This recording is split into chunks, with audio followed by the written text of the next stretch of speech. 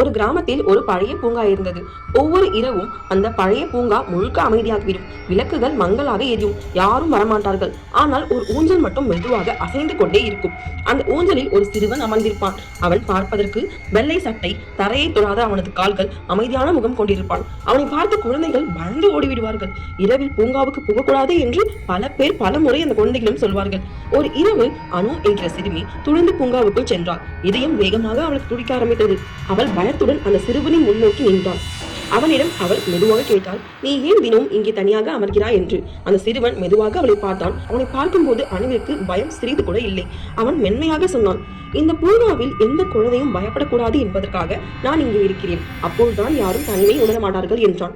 அவன் அணுவிடம் இதை சொன்னவுடன் மெதுவாக ஊஞ்சல் நின்றது. சிறுவன் மெதுவாக மங்கத் தொடங்கினான். ஒளியாக மாறி காற்றில் கரைந்து விட்டான். அடுத்த நாள் காலை அனு எல்லா குழந்தைகளுக்கும் உண்மையை சொன்னான். அவன் பேய்தான், ஆனால் நம்மை பாதுகாக்க வந்தவன் என்றான். அன்று மாலை குழந்தைகள் எல்லோரும் மீண்டும் பூங்காவுக்கு வந்தார்கள். சிரிப்பு, விளையாட்டு, மகிழ்ச்சி என்று எல்லாம் இருந்தது. இரவு வந்தாலும் யாரும் பயப்படவில்லை. இன்றும் நிலா ஒளியில் அந்த ஊஞ்சல் ஒரு முறை மெதுவாக அசைந்து கொண்டேதான் இருக்கிறது, யாரும் இல்லாமல். நீங்கள் பாதுகாப்பாக இருக்கிறீர்கள் என்று சொல்வது போல அது காட்டும். இந்த வீடியோ பிடிச்சிருந்தா மறக்காம லைக் பண்ணுங்க, கமெண்ட் பண்ணுங்க, ஷேர் பண்ணுங்க. இது போன்ற மேலும் வீடியோக்கள் பார்க்கணும்னா இந்த சேனல் சப்ஸ்கிரைப் பண்ணிக்கோங்க. இந்த வீடியோ பார்த்ததுக்கு நன்றி.